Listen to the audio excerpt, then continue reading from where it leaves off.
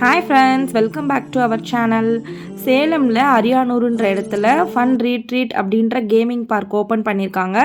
South இந்தியாவிலேயே இதுதான் பெரிய கேம் பார்க்குன்னு சொல்கிறாங்க. சரி போய் தான் பார்ப்போமேன்னு சொல்லி நாங்கள் ஓப்பன் பண்ணி ஒரு 4 days இருக்குங்க, அப்போவே போயிட்டோம்.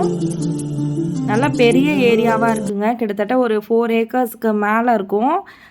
கேமிங் பார்க் மட்டும் இல்லாமல் நிறைய ஃபுட் ஸ்டேஷன்ஸு, ஃபுட் கோர்ட்டில் எப்படி இருக்கும் அந்த மாதிரி டிவைட் பண்ணி நிறைய ஃபுட் ஐட்டம்ஸ் எல்லாமே வச்சுருக்காங்க.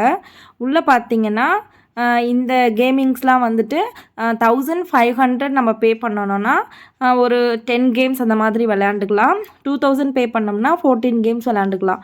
ஆனால் இது ஃபுல்லாக பார்த்திங்கன்னா உள்ளே ஒரு 20-25 கேம்ஸ் இருக்குதுங்க, இது மட்டும்.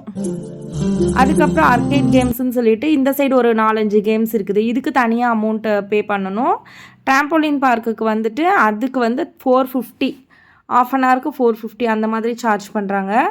இந்த டேஷிங் கார் இருக்கு இல்லையா, இதுக்கு வந்துட்டு 5 minutesக்கு 150. இந்த பால் போடுறோம் இல்லையா, இதுக்கு வந்துட்டு 650ன்னு நினைக்கிறேன். பாப்பா வந்து இதுதான் விளையாடணும்னு சொல்லிட்டு இதுதான் வாங்கியிருந்தா டிக்கெட்டு. பட் சேலம் பீப்புள்ஸ்க்கு நம்ம ரிலையன்ஸு, அதுக்கப்புறம் பார்த்திங்கன்னா நிர்மல் ஸ்கைவின் மால், இது மட்டும்தான் நமக்கு தெரிஞ்சு அதிகமாக நம்ம போவோம்.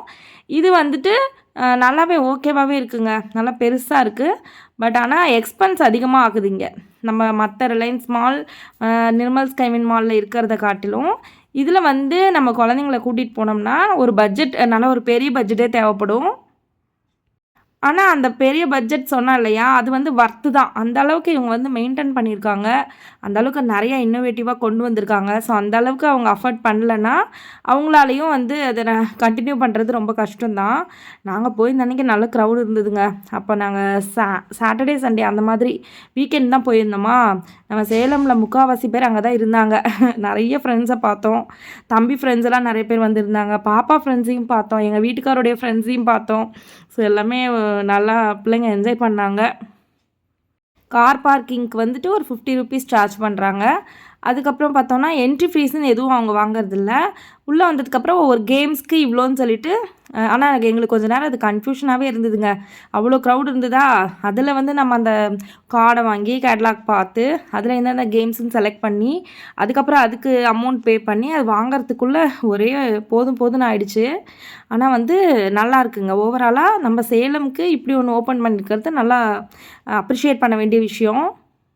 நல்லா செலவு பண்ணியிருக்காங்க, அதாவது நிறைய விஷயத்துக்கு இம்பார்ட்டன்ஸ் கொடுத்துருக்காங்க. ஒன்று டிஃப்ரெண்ட்டாக இருக்குது. நாங்கள் போயிருந்த அன்றைக்கி மழை வேறையா, நம்ம மழை வந்ததுன்னா இந்த பக்கத்துலேருந்து அந்த பக்கம், அதாவது ஃபுட் கோர்ட்டுக்கு போகிறதுக்கு அவங்களே வந்துட்டு அவங்க ஃபன் ரீட்ரீட்லேயே பெரிய அம்பர்லாஸ் எல்லாம் கொண்டு வந்து நம்மளை இங்கேருந்து கூட்டிகிட்டு போய் அங்கே விட்டுட்டு வராங்க. அதெல்லாம் கொஞ்சம் நான் பார்க்குறதுக்கு எனக்கு ரொம்ப பிடிச்சிருந்தது. இப்போ தான் ஓப்பன் பண்ணியிருக்கிறதுனால க்ரௌட் கொஞ்சம் அதிகமாக தான் இருக்கும். போக போக கொஞ்சம் லிபரல் ஆகிடும்னு நினைக்கிறேன்.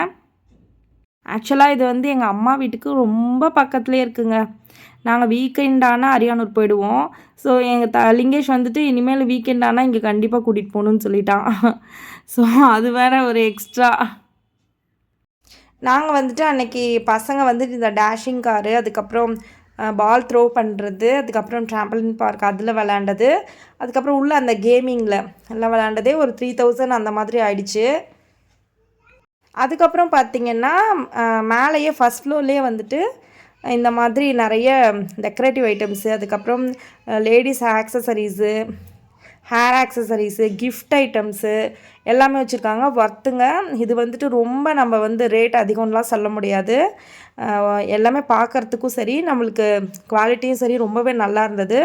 இது வந்து ஒர்த்து தான் நான் சொல்லுவேன். டெக்கரேட்டிவ் பீஸ்லாம் பார்த்திங்கன்னா ஒன்று யூனிக்காக இருந்தது. குழந்தைங்களெல்லாம் நம்ம கூட்டிகிட்டு போனோம்னா கண்டிப்பாக இந்த இடத்த விட்டு அவங்க வரவே மாட்டாங்க. அவங்களுக்கு பிடிச்ச திங்ஸ் அவ்வளோ இருக்குங்க இங்கே. அதே மாதிரி லேடிஸ்க்கு பிடிச்ச ஹேண்ட்பேக்ஸு, அதுக்கப்புறம் கிளிப்ஸு, இது மாதிரி வெரைட்டிஸ்லாம் நிறைய இன்னோவேட்டிவாக வச்சுருந்தாங்க. மினிமலாக ஒரு குட்டி ஷாப்பிங் பண்ணோங்க. பாப்பா வந்துட்டு ஒரு ஸ்நாக்ஸ் பாக்ஸ் ஒன்று வாங்கினா, இந்த பர்கர் டைப்பில் இருந்தது அது.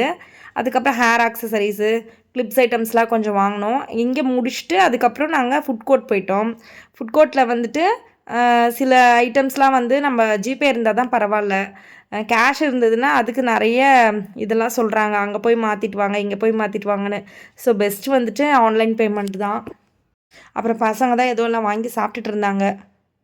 இன்னும் நிறைய இது நான் கவர் பண்ணலங்க. நெக்ஸ்ட் டைம் போகும்போது அதெல்லாம் நான் உங்களுக்கு டீட்டெயிலிங்காக வீடியோ எடுத்து நான் போடுறேன். ஃபுட் ரெஃப்ளெக்ஸாலஜி அதெல்லாம் இருந்தது. ஓகே ஃப்ரெண்ட்ஸ், வீடியோ பிடிச்சிருந்துச்சுன்னா லைக் பண்ணுங்கள், மறக்காமல் நம்ம சேனலை சப்ஸ்கிரைப் பண்ணுங்கள். தேங்க்ஸ் ஃபார் வாட்சிங்.